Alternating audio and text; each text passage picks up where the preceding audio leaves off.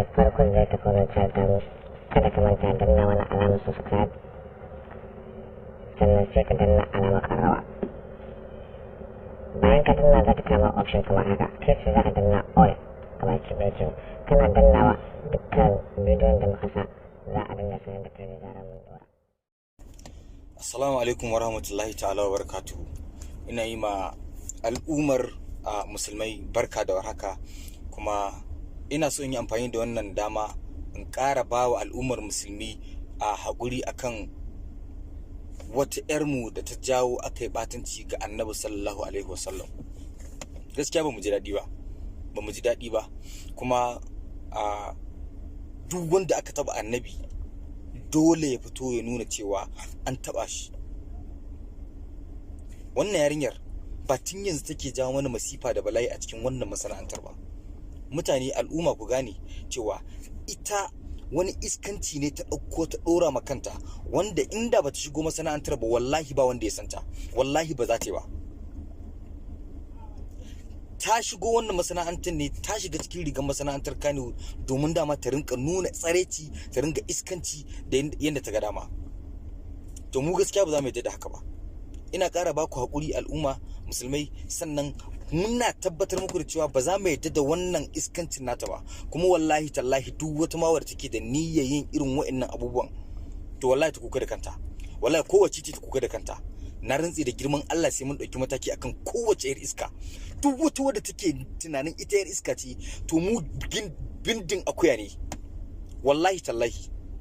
Wannan iskancin banza ne, iskancin wofi. Me kike nema? Me kike nema? Allah ya sitirta ki watsa kanki? Kuma sannan ina so in kira ga iyayen Rahama Sadau da ƴan uwanta da duk ma wanda take tare da shi. Allah zai tambaye ku ranar tashin alkiyama me ƴar ku ta yi. Da baban Rahama Sadau da maman Rahama Sadau, Allah zai tambaye ku me ƴar ku ta yi. Idan tana samu kuɗi tana kawo muku ne, shi yasa ba ku iya mata magana, to ku sani cewa Allah zai tambaye ku. Wallahi Allah sai ya kama ku, sai ya matsa ku, sai Allah ya muku azaba akan abin da ƴar ku take yi. Kannanta da suke mata da ƴan uwanta maza, billahi sai Allah ya tambaye ku. Idan maza ku ga mata gaskiya, ku ga mata gaskiya, dan ba ta wuce a ga mata gaskiya ba. Kowace ce duk iskancin da take ji ba ta wuce a ga mata gaskiya ba.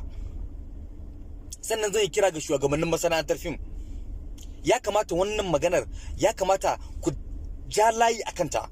Duk wata yarinyar da za ta take cikin masana'antar fim, ku kira ta, ku zauna da ita, ku gaya mata cewa ga abin da ya kamata ta yi, ga abin da ya kamata ta yi ba daidai ba. Saboda kyalesin da ake shi za su ke wannan iskancin. Wannan wace irin rayuwa ce?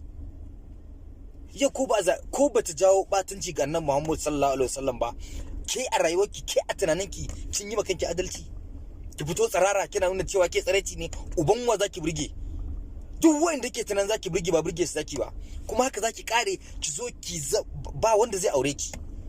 Yake tunan wai zai aure ki kina wannan iskancin? To bari ki jin ga miki, billahi allazi la ilaha illa huwa, Allah subhanahu wata'ala yana cewa faman ya'mal misqala zarratin khairan yara wa man ya'mal misqala zarratin sharran yara. Duk abin da mutum ya aikata, komai ya yake na shari, wallahi sai ya ganshi. Sannan duk abin da mutum ya aikata ko yake na alkhairi, wallahi sai ya ganshi. Mu ba mu ce ba mu aikata laifi ba, amma menene za ka yi aikin da za ka yi aikin laifi wanda za ki bayyana shi? Ba daidai ba ne ba.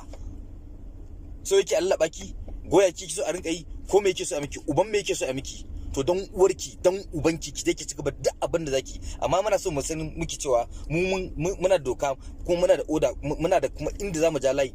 Baki sai ki kare mana wannan irin iskancin ba. Ki ringa jawo mana masifa da bala'i, kina jawo mana zagi a gari. Mu ba mu aikata ba kuma ki ringa jawo mana masifa. Ki shiga taitayen ki, na rantse da girman Allah, ki shiga hankalin ki Rahama Sadau.